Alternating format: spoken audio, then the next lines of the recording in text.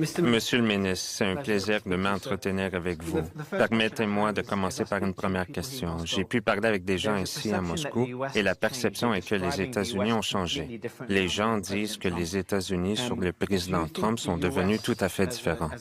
Pensez-vous que les États-Unis comme culture ainsi que la perception américaine de la Russie et du président Poutine aient radicalement évolué? Je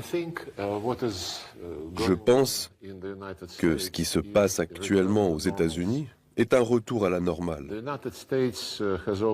Les États-Unis ont toujours été marqués par une compétition entre deux partis qui se succèdent à la Maison-Blanche. Cependant, comparé aux années que j'ai passées aux États-Unis, j'y suis venu en 1981 et j'y ai travaillé à plusieurs reprises pendant de longues années, la division actuelle est tout à fait frappante.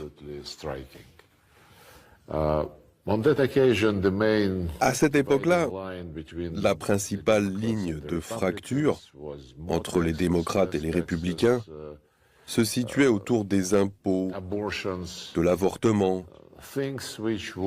des choses qui font partie d'une vie chrétienne normale, et c'est sur ces valeurs chrétiennes que la politique reposait.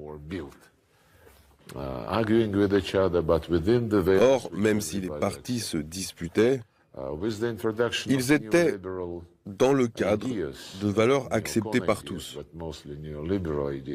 Avec l'introduction des idées néolibérales, voire néoconservatrices, mais principalement néolibérales, le fossé s'est creusé davantage, atteignant son apogée lors du premier mandat du président Trump, qui s'est avéré pour lui, de son propre aveu, une surprise, et auquel il n'était pas vraiment préparé.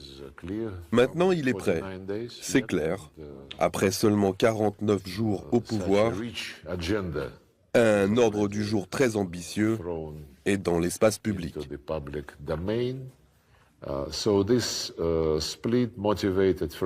Donc la fracture s'explique tout d'abord par le fait que le Parti démocrate au pouvoir s'est éloigné des valeurs chrétiennes.